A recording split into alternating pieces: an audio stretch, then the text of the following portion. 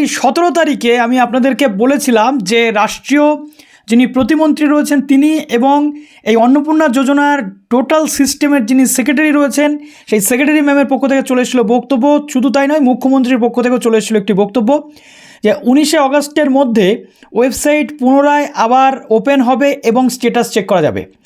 শুধু তাই নয়, ক্লেম এবং অবজেকশনও করা যাবে। তো আজকের এই ভিডিওটা সবার প্রথমে সোশ্যাল মিডিয়াতে আমি আপনাদের জন্য নিয়ে চলে এলাম।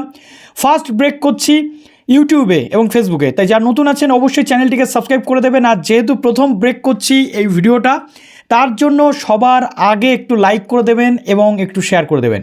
তো পুরো প্রসেসটা বলে দেবো। স্ট্যাটাস চেক কিন্তু এখন করা যাচ্ছে, কিন্তু অনেকেই সমস্যার মধ্যে পড়েছে আবারও, কেননা ভেরিফিকেশান হয়ে গেছে, আবারও দেখাচ্ছে কি further verification. Not only that, অনেকের ব্যাঙ্ক ভ্যালিডেশন এরর কোড 1 আসছে। তো এই নানান রকমের সমস্যা আছে, চিন্তা নেই, এই সমস্যাগুলো কিন্তু সর্ট আউট হয়ে যাবে যদি আপনি যে যোগ্যতার মাপকাঠি গভর্নমেন্টের পক্ষ থেকে এই মুহূর্তে বলা আছে সেটা মেনটেন করে যান। ওকে, তো যারা নতুন আছেন আমাদের সাথে জুড়ে থাকুন। তো প্রথমে আপনাদের বলবো যে এখন যে পরিস্থিতি রয়েছে, আমি নিজেও স্ট্যাটাস চেক করেছি বেশ কয়েকটা। সেই স্ট্যাটাস চেক করে আমি যেটা দেখেছি, যাদের টাকা ঢুকে গেছে তাদের কিন্তু অ্যাপ্রুভড দেখাচ্ছে। অর্থাৎ আপনাদের মনে হতে পারে যে ওয়েবসাইট ঠিকঠাক কাজ করছে না, বাট ওয়েবসাইট এখন কিন্তু অলমোস্ট ঠিকঠাক কাজ করছে, টেস্টিং মোডে নেই, যেটা আমার অন্তত মনে হয়। তো প্রথমত দেখুন, ফর ফার্দার ভেরিফিকেশান অনেকের দেখিয়েছে, অনেকের এনকোয়ারি প্রসেস বা আন্ডার এনকোয়ারি আবারও দেখাচ্ছে। তাদের বলবো তাদের এখনও কিন্তু সর্ট আউট হয়নি। বিশেষ করে যারা 11ই জুলাইয়ের পর থেকে 31শে জুলাই পর্যন্ত করেছেন তাদের এরকম ধরনের সমস্যা আসতে পারে। কিন্তু যারা 10ই জুলাইয়ের মধ্যে আছেন তাদের এরকম আসা মানে 17 লাখ যে বাদ গেছে, সেই 17 লাখের মধ্যে কিন্তু তারা রয়েছেন। সেক্ষেত্রে হয়তো মেবি তাদের জমি, তাদের যে ঘর বা এই ম্যাটারগুলো থাকতে পারে, বা ইনকাম ট্যাক্সের টিক মারার যে ম্যাটার সেটা থাকতে পারে, বা তাদের আরও কিছু আনুষঙ্গিক বিষয় থাকতে পারে। এখানে এক্স্যাক্ট কারণটা দেখানো হয়নি যে ঠিক কী কারণে এই রিজেকশানটা হয়েছে। শুধুমাত্র স্ট্যাটাসে যেটা দেখা যাচ্ছে অ্যাপ্রুভড অথবা for further verification, under enquiry pending, বা bank validation error. Bank validation error কোডের ক্ষেত্রে যেটা আমরা দেখি যে অন্নপূর্ণা যোজনার সাথে বা আপনাদের আধারের সাথে ব্যাংকের যে সমস্যা সেটা রয়েছে। আপনাদের ব্যাংকের দেখা যাচ্ছে নাম একরকম ছিল, বা আধার কার্ডের সাথে ব্যাংকের ডিটেল ম্যাচ করছে না, বা মোবাইল নাম্বারের কোনো গড়বড়ি, বা আপনাদের ডিবিটি লিঙ্কের কোনো সমস্যা এরকম থাকতে পারে, আবার নাও থাকতে পারে। দেখা যাচ্ছে সব ঠিক আছে, এখানে আপনার সমস্যা রয়েছে। তো চিন্তা নেই, এই সমস্যাগুলোও কিন্তু এক এক করে মিটে যাবে, তার জন্য আপনাদেরকে জানাতে হবে কর্তৃপক্ষকে। এবার চলে আসুন স্ট্যাটাস আপনারা কী করে চেক করবেন এবং অবজেকশন ক্লেম কী করে করবেন। অবজেকশন ক্লেমের যে কথা সেটা বলা হয়েছে। অবজেকশান বলতে যেটা বলা হচ্ছে সেটা হচ্ছে আপনি কারোর বিরুদ্ধে অবজেকশান করছেন, অর্থাৎ সে পাওয়ার যোগ্য নয়। 3টে ক্যাটাগরি এখানে দেওয়া হয়েছে, রিম্যাক্সে আপনি কিছু লিখতেও পারবেন, সেটা বলে দিচ্ছি।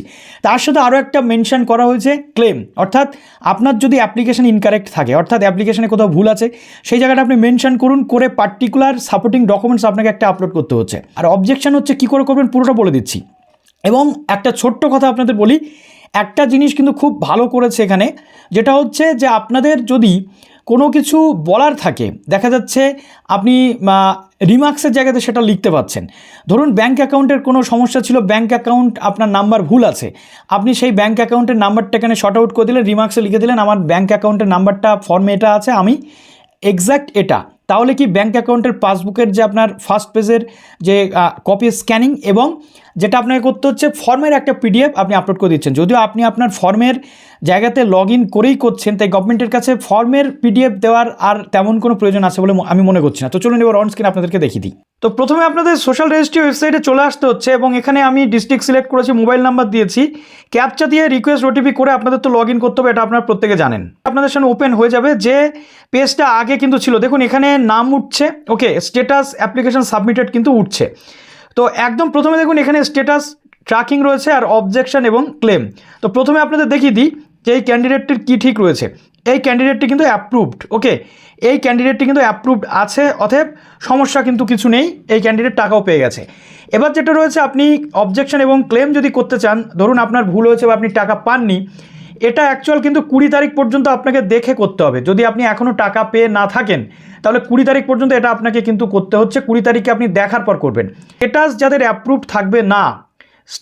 অ্যাপ্রুভড থাকবে না, তারা কিন্তু এখনই ক্লেম করতে পারেন। অবজেকশন এবং ক্লেমে ক্লিক করার পর এরকম একটি পেজ আপনাদের সামনে ওপেন হয়ে যাবে। দুটো অপশান আছে দেখুন, ক্লিক করলেন ক্লেম বাই অ্যাপ্লিক্যান্ট, ঠিক আছে, অর্থাৎ আপনার যদি নিজের সমস্যা থাকে আপনি এখানে ক্লেম করছেন, আর যদি অবজেকশন এগেনস্ট সামওয়ান থাকে তাহলে এখানে ক্লিক করছেন। অর্থাৎ দেখা যাচ্ছে কেউ টাকা পাওয়ার যোগ্য নয়, সে টাকা পেয়েছে, আপনি সেখানে অবজেকশন করে দিতে পারেন। ক্লেম বাই অ্যাপ্লিকেন্ট অর্থাৎ আপনার নিজের সমস্যাটা নিয়ে আগে আসি।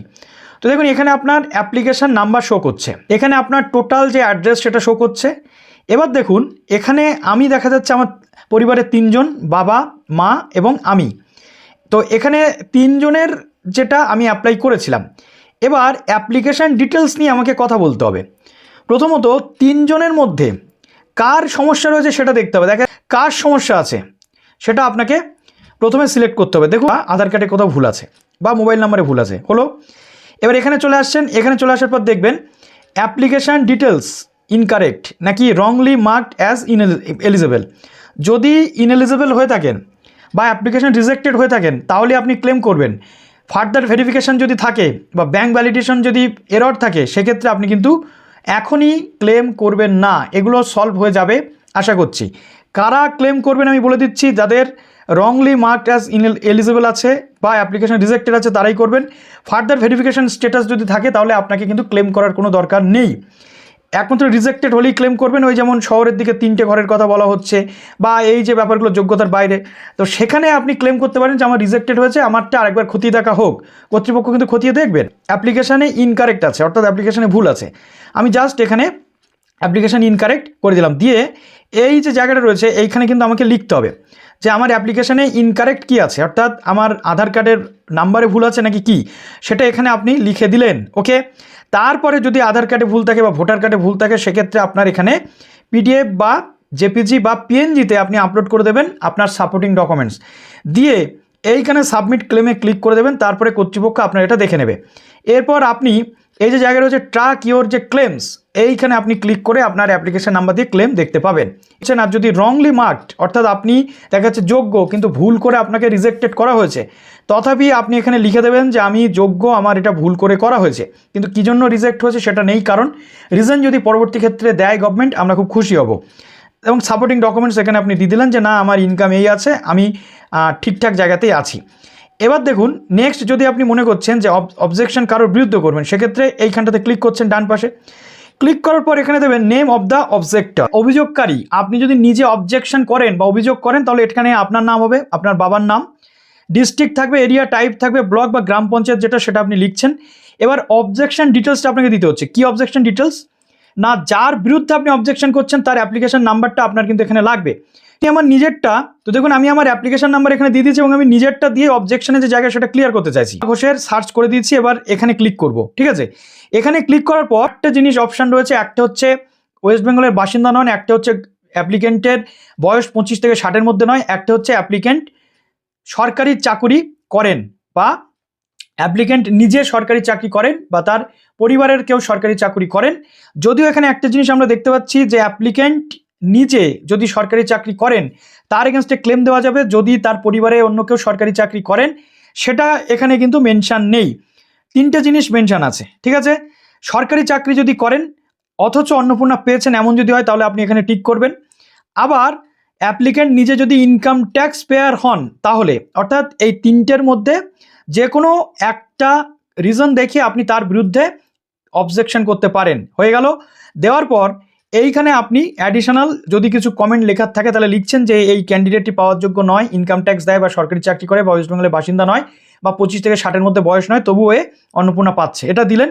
দেওয়ার পর আপনার সাপোর্টিং ডকুমেন্টস আপনি কিন্তু এখানে দিতে পারছেন অবজেকশনের এগেনস্টে। ওকে, অর্থাৎ তার এগেনস্টে তো আপনার প্রুফ থাকবে কিছু যে এই অ্যাপ্লিকেন্ট এটা করে, তো এই অ্যাপ্লিকেন্ট এটা নয় বাট এটা হিসেবে ক্লেম করে অন্নপূর্ণা পেয়েছে, তো সেই সাপোর্টিং ডকুমেন্টসটা আপনি দিচ্ছেন, দিয়ে সাবমিট অবজেকশনে ক্লিক করছেন। তো এই হলো পুরো ঘটনা, এইভাবে আপনি পুরো প্রসেসটা করতে পারবেন। তো চলুন ভিডিওটা এখানে শেষ করলাম। ভালো থাকুন সবাই, বেস্ট অফ লাক।